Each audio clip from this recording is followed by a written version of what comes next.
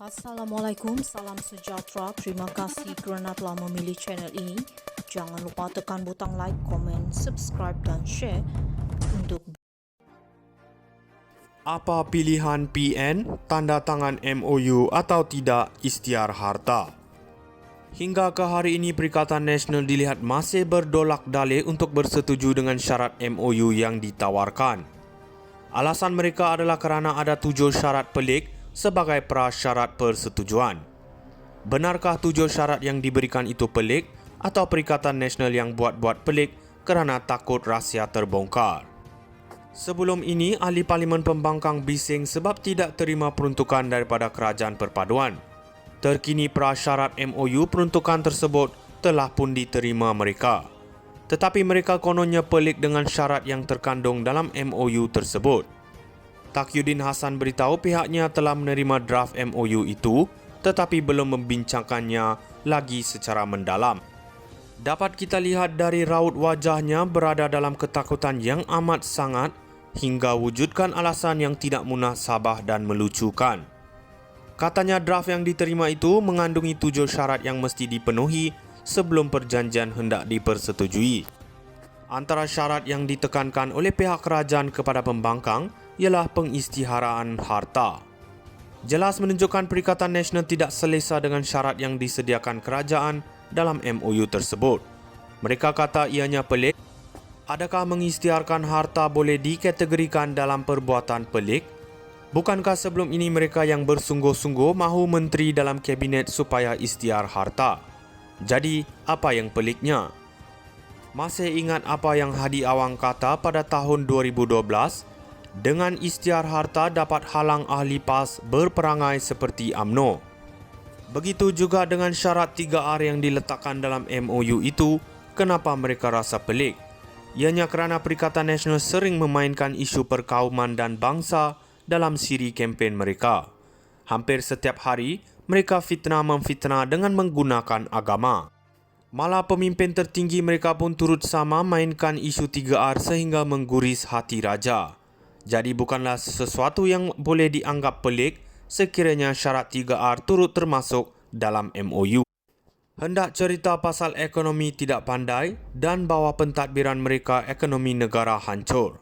Kerana kuasa sanggup mereka memainkan isu perkauman, sedangkan untuk pulihkan negara ini, rakyat Malaysia kena bersatu hati tanpa mengira kaum. Persoalannya kini, apa pilihan yang Perikatan Nasional ada? Jika masih mahu teruskan kepelikan, lupakan saja soal untuk mendapatkan peruntukan kewangan daripada kerajaan. Apa pilihan PN, tanda tangan MOU atau tidak isytihar harta? Hingga ke hari ini, Perikatan Nasional dilihat masih berdolak dalih untuk bersetuju dengan syarat MOU yang ditawarkan. Alasan mereka adalah kerana ada 7 syarat pelik sebagai prasyarat persetujuan. Benarkah 7 syarat yang diberikan itu pelik atau Perikatan Nasional yang buat-buat pelik kerana takut rahsia terbongkar? Sebelum ini, Ahli Parlimen Pembangkang bising sebab tidak terima peruntukan daripada Kerajaan Perpaduan. Terkini prasyarat MOU peruntukan tersebut telah pun diterima mereka. Tetapi mereka kononnya pelik dengan syarat yang terkandung dalam MOU tersebut. Taqiyuddin Hasan beritahu pihaknya telah menerima draft MOU itu tetapi belum membincangkannya lagi secara mendalam. Dapat kita lihat dari raut wajahnya berada dalam ketakutan yang amat sangat hingga wujudkan alasan yang tidak munasabah dan melucukan. Katanya draft yang diterima itu mengandungi 7 syarat yang mesti dipenuhi sebelum perjanjian hendak dipersetujui. Antara syarat yang ditekankan oleh pihak kerajaan kepada pembangkang ialah pengisytiharaan harta. Jelas menunjukkan Perikatan Nasional tidak selesa dengan syarat yang disediakan kerajaan dalam MOU tersebut. Mereka kata ianya pelik. Adakah mengisytiharkan harta boleh dikategorikan dalam perbuatan pelik? Bukankah sebelum ini mereka yang bersungguh-sungguh mahu menteri dalam kabinet supaya isytihar harta? Jadi, apa yang peliknya? Masih ingat apa yang Hadi Awang kata pada tahun 2012? Dengan isytihar harta dapat halang ahli PAS berperangai seperti UMNO. Begitu juga dengan syarat 3R yang diletakkan dalam MOU itu, kenapa mereka rasa pelik? Ianya kerana Perikatan Nasional sering memainkan isu perkauman dan bangsa dalam siri kempen mereka. Hampir setiap hari, mereka fitnah-memfitnah dengan menggunakan agama. Malah pemimpin tertinggi mereka pun turut sama mainkan isu 3R sehingga mengguris hati raja. Jadi bukanlah sesuatu yang boleh dianggap pelik sekiranya syarat 3R turut termasuk dalam MOU. Hendak cerita pasal ekonomi tidak pandai dan bahawa pentadbiran mereka ekonomi negara hancur. Kerana kuasa sanggup mereka memainkan isu perkauman, sedangkan untuk pulihkan negara ini, rakyat Malaysia kena bersatu hati tanpa mengira kaum. Persoalannya kini, apa pilihan yang Perikatan Nasional ada? Jika masih mahu teruskan kepelikan, lupakan saja soal untuk mendapatkan peruntukan kewangan daripada kerajaan. Apa pilihan PN, tanda tangan MOU atau tidak istiar harta? Hingga ke hari ini, Perikatan Nasional dilihat masih berdolak dalih untuk bersetuju dengan syarat MOU yang ditawarkan. Alasan mereka adalah kerana ada 7 syarat pelik sebagai prasyarat persetujuan. Benarkah 7 syarat yang diberikan itu pelik atau Perikatan Nasional yang buat-buat pelik kerana takut rahsia terbongkar?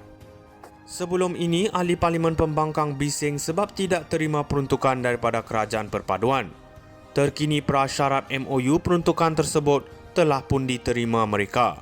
Tetapi mereka kononnya pelik dengan syarat yang terkandung dalam MOU tersebut. Taqiyuddin Hassan beritahu pihaknya telah menerima draft MOU itu tetapi belum membincangkannya lagi secara mendalam. Dapat kita lihat dari raut wajahnya berada dalam ketakutan yang amat sangat hingga wujudkan alasan yang tidak munasabah dan melucukan. Katanya draft yang diterima itu mengandungi 7 syarat yang mesti dipenuhi sebelum perjanjian hendak dipersetujui. Antara syarat yang ditekankan oleh pihak kerajaan kepada pembangkang ialah pengisytiharaan harta. Jelas menunjukkan Perikatan Nasional tidak selesa dengan syarat yang disediakan kerajaan dalam MOU tersebut. Mereka kata ianya pelik. Adakah mengisytiharkan harta boleh dikategorikan dalam perbuatan pelik? Bukankah sebelum ini mereka yang bersungguh-sungguh mahu menteri dalam kabinet supaya isytihar harta? Jadi, apa yang peliknya? Masih ingat apa yang Hadi Awang kata pada tahun 2012? Dengan isytihar harta dapat halang ahli PAS berperangai seperti UMNO.